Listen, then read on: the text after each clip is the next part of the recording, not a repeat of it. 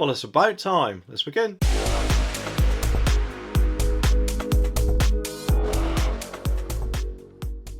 Well, it seems like for ages we've had either one group of ego idiots or another determined to disrupt our lives, all in the name, of course, of saving the planet, despite probably driving Range Rovers and Land Rovers themselves. Or maybe they might actually do something after Loose Women has finished on TV, but one police officer might have made them think twice, and realise just how stupid they are if this article from the Daily Express is anything to go by. Oh, really? Well, the planet needs saving because it will probably only last for another 3 billion years. Oh, I hate the Smug one. Well, I heard that if you click the subscribe button down there was a chance that it could mean that one of those eco-protesters might get stuck to a toilet in the BBC. The article says that a Met police officer left Just Stop Oil protesters disconcerted as she pointed out that their road blockades are causing more pollution and consumption of oil by cars. The officer was facing a demonstrator who refused to obey orders and protest on the side of the road in Cromwell Road in London. She eventually took matters into her own hands, showing their actions were forcing drivers to use more oil to fill up their tanks, thereby rendering their protest useless. Do you know, I would have loved to have seen their faces in that moment. They must have went, oh yeah, shall we go now?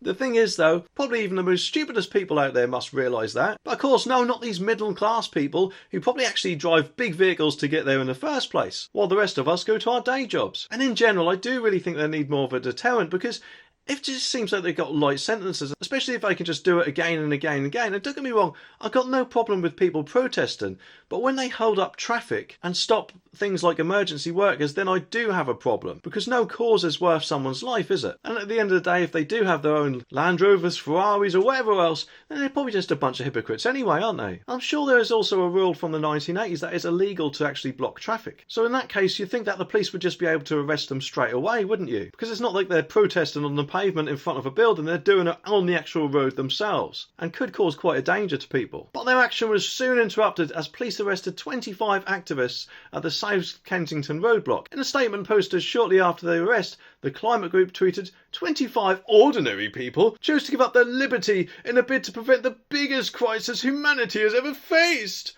Many of them have been arrested multiple times throughout the past 7 months. So, in that case, shouldn't the penalties be more severe? And not like in this video where a judge basically just let someone off for doing a horrible crime, in my opinion. There's no way that should have happened. Anyway, subscribe for more and I'll see you in the next one.